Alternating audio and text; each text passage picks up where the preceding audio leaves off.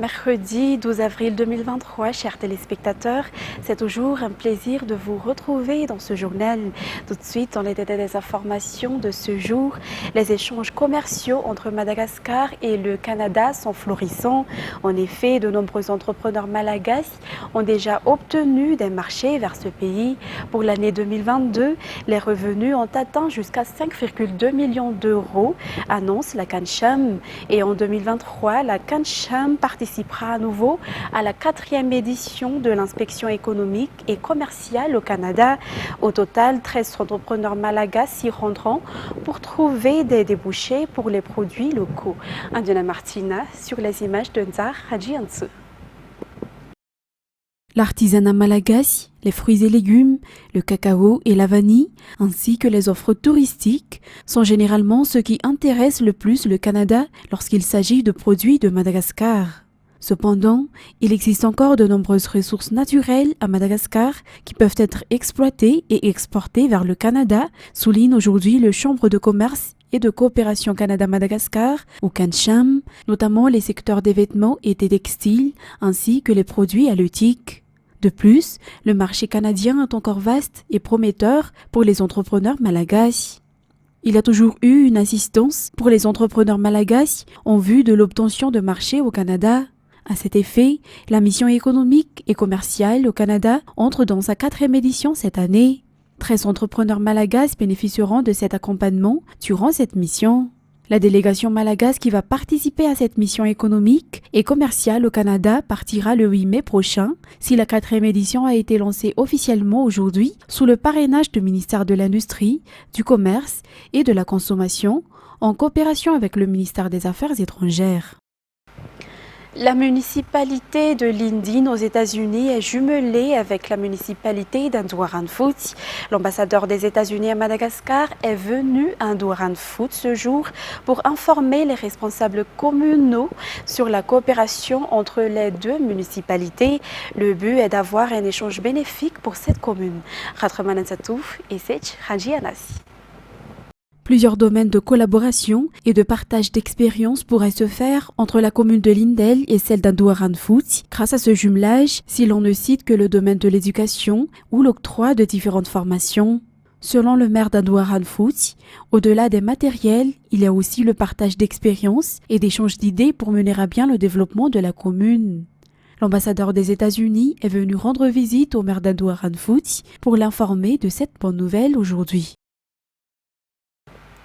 Et la dernière réhabilitation de la route qui relie Tanzumbat et Mbuimanachk vers le bypass date de la Première République. Cet axe qui est actuellement fortement détérioré et est même impraticable durant la période des pluies est le cauchemar des habitants depuis des années, raison pour laquelle ils ont lancé un appel pour sa réhabilitation.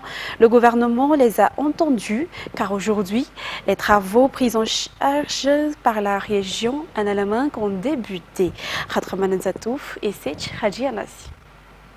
Cette route qui relie Tanzumbat à Mbuimanachk et qui rejoint le bypass fait 2 km de long.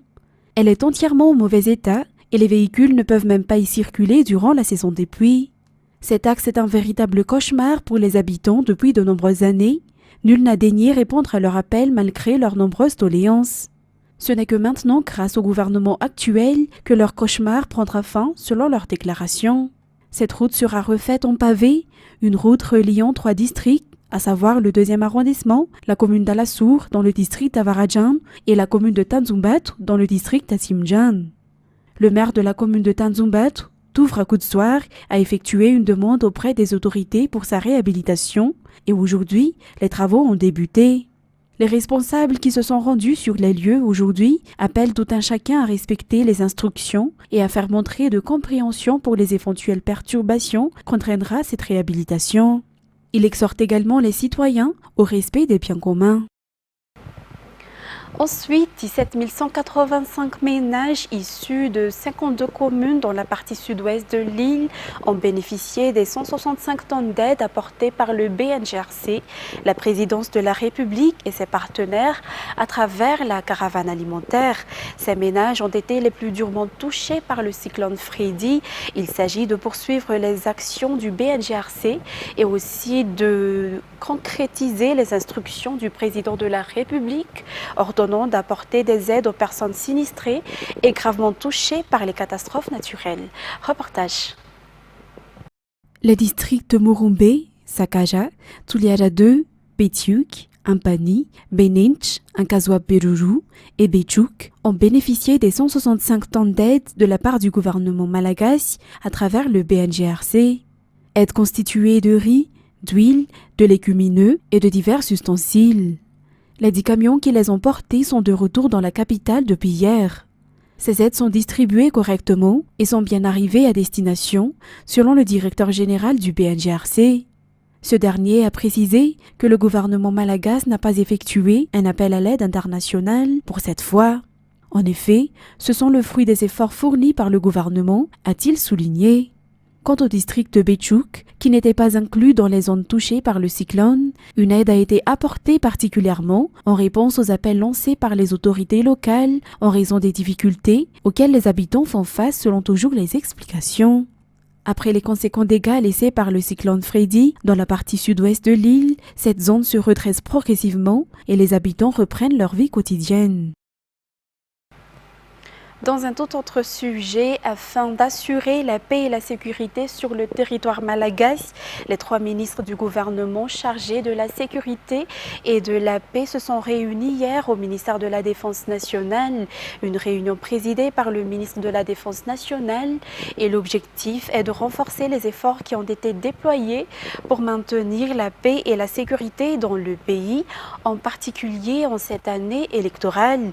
Le chef d'état-major de l'armée, le commandant de la gendarmerie nationale, le directeur général de la police nationale et de hauts responsables des ministères ont également participé à cette réunion. Ces 3 groupes de forces armées collaborent pour la protection des citoyens et de leurs biens. C'est Hadji Anassi. Les 3 ministres du gouvernement, chargés d'assurer la paix et la sécurité, se sont réunis au ministère de la Défense nationale hier 11 avril 2023, notamment le ministre de la Défense nationale, le ministre de la Sécurité publique, le secrétaire d'État au sein du ministère de la Défense nationale chargé de la gendarmerie.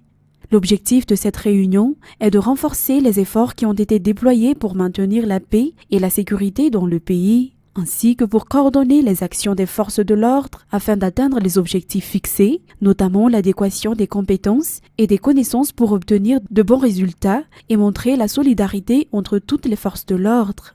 Des stratégies ont ainsi été mises en place pour faire face à la situation d'insécurité qui règne actuellement.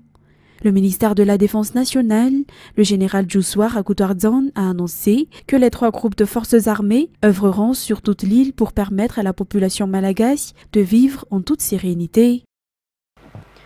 Le droit de sortie de 15 à 20% des ressources minérales ne s'appliquera pas aux contrats d'exportation conclus avant la promulgation de la loi de finances 2023, a soutenu hier le directeur général des douanes. La possibilité d'exporter des gemmes et des pierres précieuses se poursuit en ce moment malgré la réticence des opérateurs par rapport à ce droit de sortie. Ruth Christelle Rakout-Malal et Yves Chanel. Alors qu'il y a eu 66 exportations de gemmes et pierres précieuses d'octobre à décembre 2022, il n'y a eu que 28 pour les 3 premiers trimestres de 2023. La mise en place par la douane du droit de sortie de 15 à 20% sur les produits miniers serait la raison principale de cette baisse, souligne un responsable auprès du ministère des Mines et des Ressources stratégiques. Pour sa part, le directeur général des douanes, Linkanazavana Ernest, précise que ce droit de sortie est appliqué pour préserver l'économie du pays. Cette décision a provoqué la grogne au sein des opérateurs. Ainsi, une discussion s'est tenue entre les parties prenantes et l'administration, ce qui a abouti à la mise en place d'une clause transitoire qui consiste à exempter temporairement de droit de sortie les exportations réalisées à travers des contrats passés avant la promulgation de la loi de finances initiale 2023, sans pour autant suspendre ce droit de sortie qui est fixé par la loi, a-t-il soutenu. À titre de rappel, l'exportation des gemmes et pierres précieuses a repris en octobre 2022 après avoir été suspendue durant plusieurs années. De nombreuses réformes ont été initiées par le ministère des Mines et des Ressources stratégiques notamment la détermination de la valeur marchande pour l'exportation et la mise en place du nouveau certificat de conformité infalsifiable.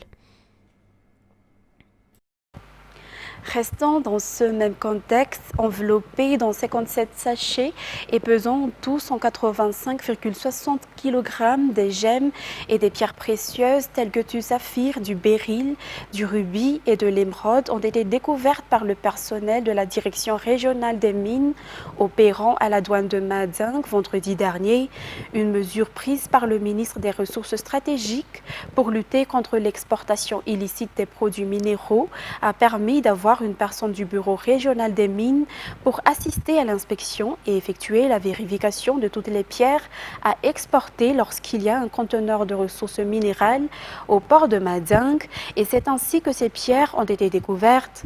Des personnes ont été arrêtées et font l'objet d'enquêtes par la police des mines, tandis que les pierres saisies ont été déposées à la Banque centrale de Madingue. Passons à présent aux actualités internationales. Les États-Unis cherchent à rassurer leurs alliés dans Kiev après la fuite de documents classifiés du renseignement américain. Un nombre significatif des documents sur la Corée du Sud ont été falsifiés, a affirmé mardi la présidence sud-coréenne. France 24. De tous les alliés de Washington mentionnés dans les documents classifiés retrouvés sur la toile, c'est la Corée du Sud qui semble la plus en colère. Nous regrettons vivement que la principale agence de renseignement américaine ait espionné illégalement des alliés comme notre pays. Nous demandons instamment qu'une enquête approfondie soit menée et que des incidents similaires ne se reproduisent pas. Selon les documents qui ont fuité, Washington aurait insisté pour que Séoul fournisse des munitions à Kiev ou à un autre allié qui approvisionnerait l'Ukraine. Des discussions privées entre collaborateurs du président coréen seraient mentionnées, prouvant un espionnage des États-Unis. Ce mardi, Washington a donc appelé son allié pour tenter de le rassurer. Nos pays sont d'accord. Une large part des informations qui ont fuité ont été falsifiées. La Corée du Sud et les États-Unis étant des alliés en matière de renseignement, nous menons ensemble des activités de renseignement sur des questions importantes. Cet incident devrait être l'occasion pour les deux parties de renforcer davantage leur confiance mutuelle. La présidence coréenne a affirmé que les accusations de mise sur écoute étaient des mensonges insensés et a maintenu sa visite d'État aux États-Unis, prévue pour le 26 avril. Ensuite, submergée par un afflux de migrants sans précédent, l'Italie a décrété l'état d'urgence migratoire pour 6 mois, une décision qui fait suite au débarquement en Italie de plus de 3000 clandestins au cours des 3 derniers jours. France 24. Catane s'active pour accueillir 700 migrants. Ce mercredi matin, les gardes-côtes italiens escortent un bateau de pêche en détresse utilisé par des passeurs vers le grand port de l'est de la Sicile. Une fois qu'ils sont emmenés au centre d'accueil, nous leur offrons des repas chauds. Nous espérons que les arrivants n'attendront pas trop longtemps. Dimanche, ce sont des dizaines de passagers à la dérive qui sont évacués vers l'île de Lampedusa au large de la Sicile. Ils y rejoignent un centre d'accueil occupé à plus de 300% de ses capacités. Je peux dire qu'il y a beaucoup de femmes migrantes avec de jeunes enfants et plusieurs mineurs non accompagnés. Nous sommes dans une situation d'urgence. Le personnel essaie de faire ce qu'il peut pour répondre à la première urgence. Le gouvernement dirigé par la première ministre d'extrême droite, Giorgia Meloni, a décrété mardi l'état d'urgence pour 6 mois. Première mesure, 5 millions d'euros débloqués et la création d'un poste de commissaire spécial. Soyons clairs, cela ne résout pas le problème dont la solution est liée à une intervention réfléchie et responsable de l'Union européenne. Depuis le début de l'année, à la faveur d'une météo propice, 31 000 migrants ont débarqué sur les côtes italiennes selon le ministère de l'Intérieur. C'est 4 fois plus qu'au cours de la même période l'an dernier. Et pour clôturer cette édition, 5 soldats nigériens ont été tués dimanche par des hommes armés alors qu'ils assuraient la sécurité d'un voie d'orpailleurs dans la zone désertique d'Arli, près d'Algérie, ont rapporté lundi à l'AFP des sources sécuritaires et locales. France 24. À ce stade, aucune information fiable n'a fuité sur l'identité du groupe lourdement armé qui a attaqué dimanche un convoi d'orpailleurs qui se dirigeait vers Arlit. Aucune information fiable non plus sur la cargaison d'or que ces hommes transportaient. Selon plusieurs sources sécuritaires, c'est d'abord un soldat de l'escorte militaire qu'avait sollicité ces orpailleurs qui a été abattu. Une course-poursuite s'engage ensuite et mène l'escadron tout droit dans une embuscade. Attaque de convoyeurs d'or, mais aussi braquage de commerçants, ce sont des méfaits criminels qui sont devenus communs, banals dans la région d'Agadez aujourd'hui, mais sont toujours moins médiatisés que les attaques terroristes dans le sud-ouest du Niger. Je reviens sur la responsabilité de la communauté internationale sur ce sujet. Autant une alliance est nécessaire pour lutter contre l'expansion de l'entreprise terroriste, autant ce phénomène qui est ancré dans l'histoire du Sahara, il est temps aussi qu'il y ait une alliance internationale pour juguler le problème. L'or est venu compliquer le problème, il existe bien avant. Tout cet espace, toute cette partie du Sahara, qui est comprise entre la Libye, le Tchad et le Soudan, sont des parties du Sahara qui n'ont jamais connu de stabilité. Vaste de plus de 600 000 km², la région d'Agadez et ses mines d'or attisent la convoitise de plusieurs groupes armés composés de Nigériens mais aussi d'étrangers.